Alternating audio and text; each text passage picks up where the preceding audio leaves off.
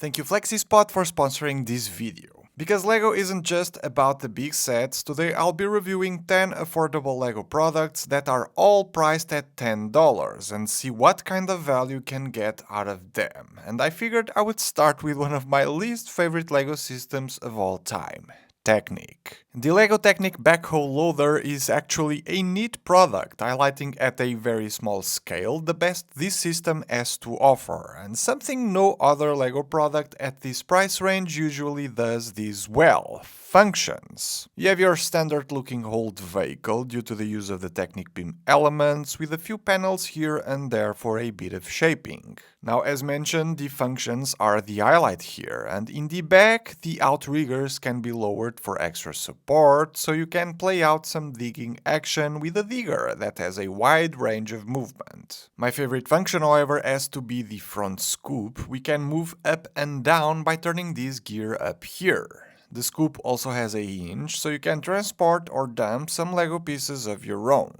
The simplistic nature of the model, coupled with easy to decode and put together functions, actually make me really like this. A lot more than any of the big Technic models I've put together in the past, as you're guaranteed immediate satisfaction with very small room for errors that would require entire rebuilds and hours of time lost. Can't believe I'm saying this, but I totally recommend this LEGO set if you've never tried Technic or are in the fence, as I am, about the system. The LEGO City Pizza vs Fire Truck is a perfect example of exceptional play value at an affordable price. First, you have two minifigures which by themselves are great for all-purpose action around the city. A firefighter on one hand and a chef on the other, with personal items to match their jobs. However, the chef does have a racing helmet that kinda makes sense for the overall theme of this set. Soapbox car races, funnily decorated cars that rely on gravity alone to slide down ramps for a great time, kinda reminding me of the Red Bull soapbox races. The chef is actually a pizza maker, and so his car is an actual pizza slice, with brilliant piece choices for the toppings like this claw plate for the melting cheese or round bricks on the back for the pizza crust. The fire truck car isn't as funny or creative since it's based on a real-life vehicle, but does feature printed tiles with the firefighter's logo on the sides or even a leather element on the back. These cars have this wheelbase I have never seen before, and these dual molded wheels as well, that being the new elements that they are, kinda explain how this set only has 70 pieces due to high production costs, which is a relatively low count when compared to other similar priced products. With that said, and the amount of fun you can have with these, provided you have some sort of ramp, or the bigger race car ramp set, I still find this great in terms of play value alone.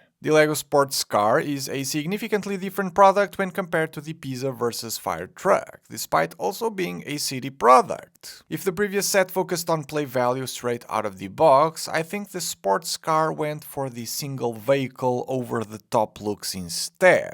Not that it's not fun to play with, but there's nothing to race it against out of the box. The driver is kinda stylish and lives for its car, it seems, if we judge the extra items it has and the pictures on the back of the box, a sponge and a water dispenser of sorts for cleaning purposes. These items can be stored in the back of the car, which is convenient and may keep kids from losing pieces. The car does look like a sports car, as simple as LEGO could make it for the 5+ age marking, and clearly not as refined or advanced as far as building techniques go when compared to Speed Champions vehicles and the likes of it. I was however surprised to find that the 5+ age marking meant that the building instructions of this one were done in the same way as you'd usually find on the juniorized 4+ products. Left page with parts needed, right page with the building steps. The amount of vehicle you get out of these is nowhere near the soapbox cars, but for some reason I still like that one better than this one. Not saying it's a lesser product in any way, and there's still play to be had with it, but I don't know, the soapbox car theme is just way too fun in my eyes. But if you're in need of regular looking cars for your cities, this is the product to get. Building all of these LEGO sets requires a good solid surface, and that's where the sponsor of this video comes in.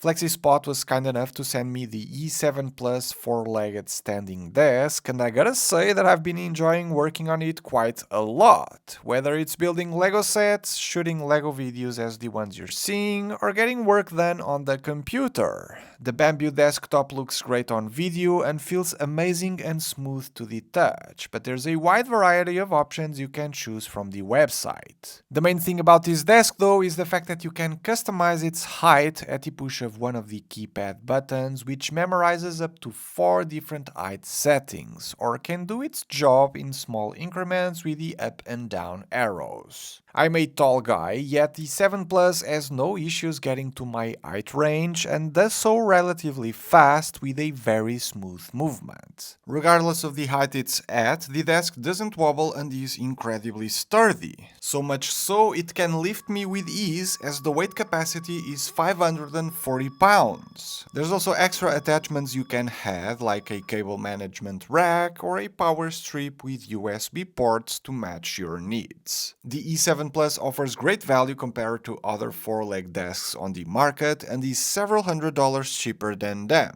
It's both affordable and high quality, so if you'd like to check out the E7 Plus desk, there's links below, and be sure to use this code for a $50 discount on your order. Thank you FlexiSpot for sponsoring this video, but now let's get back to the review. The LEGO Friends Candy Floss stand and scooter set impresses me by the amount of stuff you seem to get out of it. You get 2 mini dolls, Leon and Jamila, which isn't that surprising when it comes to the number of characters, as other products have the same or even more. But you kinda get a third brick-built character, the Cotton Candy mascot, featuring little arms and a printed element for the face. But then there's a scooter. The mini dolls have no problem driving safely with the helmet included, and last but not least, the stand itself, stacked with details and equipped with a little arm that you can use to attach to the scooter to drive off to a new location. Pretty cool. And the stand is as colorful as you would expect it to be from a Friends-themed product, complete with all of the details that foster play, like the cotton candy machine, 2 cotton candy ready to sell, maybe some containers for toppings here, money and the cash register by the counter.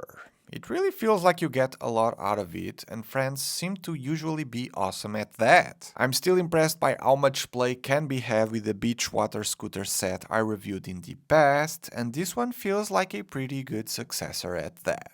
If you're a fan of Ninjago, however, small sets which I kinda like to call battle packs in disguise, such as Zane's Battle Suite Mech set, are perfect for a bit of conflict play and battle scenarios. As far as characters go, on the villain side of things you get Drix, equipped with 2 sickles, clearly outmatched by the pair of heroes Zane and Wildfire, each carrying their weapons of choice, with Wildfire having this amazingly looking opalescence shaded katana, which kids, myself included, love to look at. And although the character selection is cool and all, I think the highlight here is Zane's mech. As simple a build you can get on a set this size, but that does not feel lacking in any way besides size impression. You still get lots of joint movements in the legs, arms and rotating torso, a pair of oversized katanas and clips to keep Zane's shuriken secured, while he's piloting the mech from within like this. It's 3 minifigures, all carrying weapons, and a mech. A set close to 100 pieces being priced like this is a steal if you're into this kind of play, or at least the kid you're thinking of gifting it to is. Now, if you're into Minecraft, this one is the exact same concept of the previous one as far as conflict play and relative high number of characters go.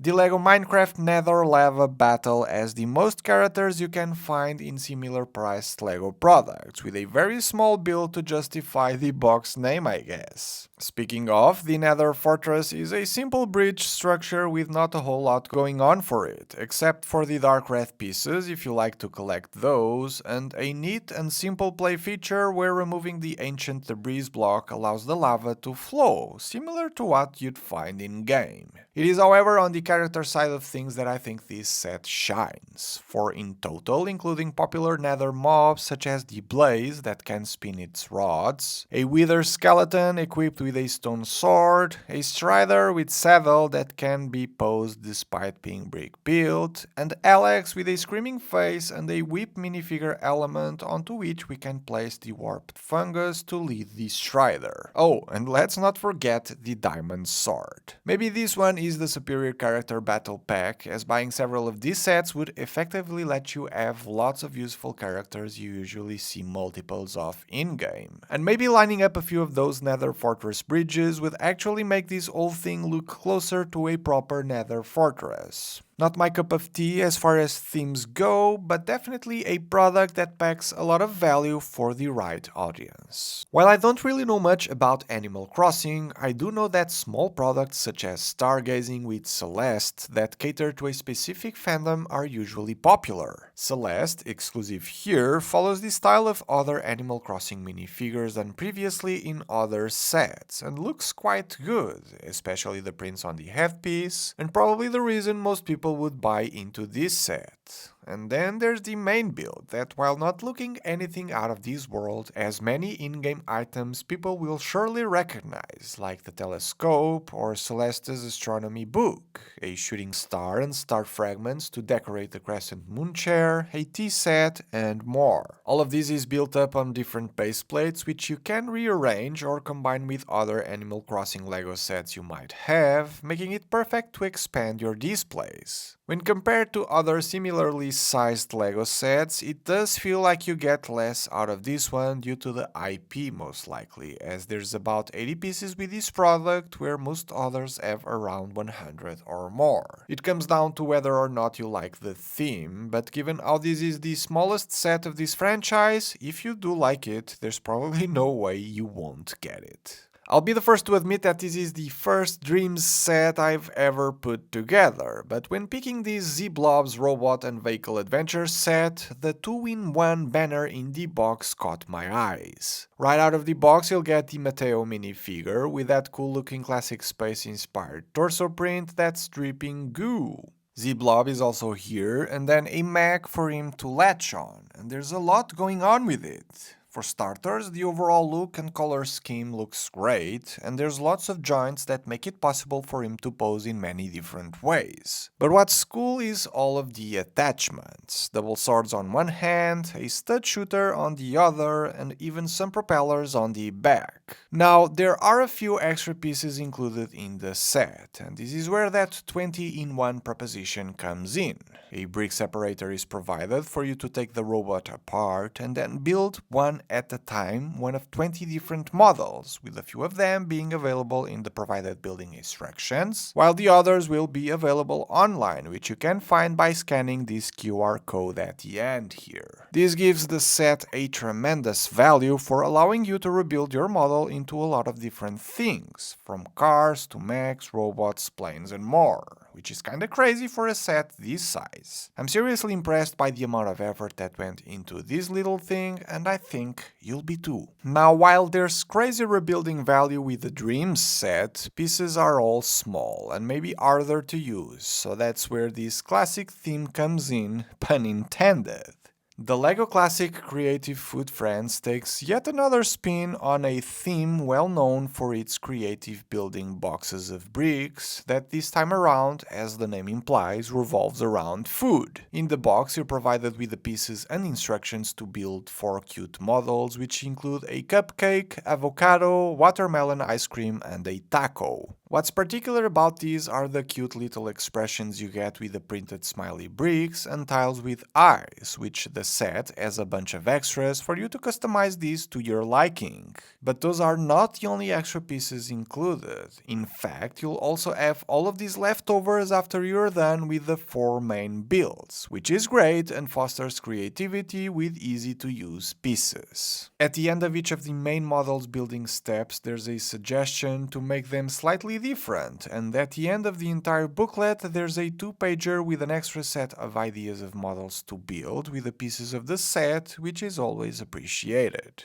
While I personally would have liked to see more basic bricks instead of some of the specialized shapes the set has, I feel that there's a good amount of regular looking stuff that will make it easy for kids to pick this up and build straight away things beyond food items, I think. All in all, great value proposition for people and kids who like to free build. To finish things off, and considering the overall theme of the video, I always need to mention everyone's favorite collectible theme. Staying strong at 270 models so far, the LEGO Brickhead's theme comes up with the Iron Spider-Man. As is standard practice, the squarish look of the hero seems fitting after you've looked at the theme for a few years, and the prints and no stickers rule still stands, with this one in particular having 9 printed pieces in total, with 7 of them being this clever spider web pattern that can be used in pairs for the back and sides of the head. The iron claws will probably be the standout feature in here, and the golden accents of the suit are also noteworthy, though I am a bigger fan of the dark blue pieces. In fact, that's usually the reason why I like brickheads so much. I don't really collect them, even though I see the value of the theme for people who do and want to have a small model of their favorite theme or IP on display.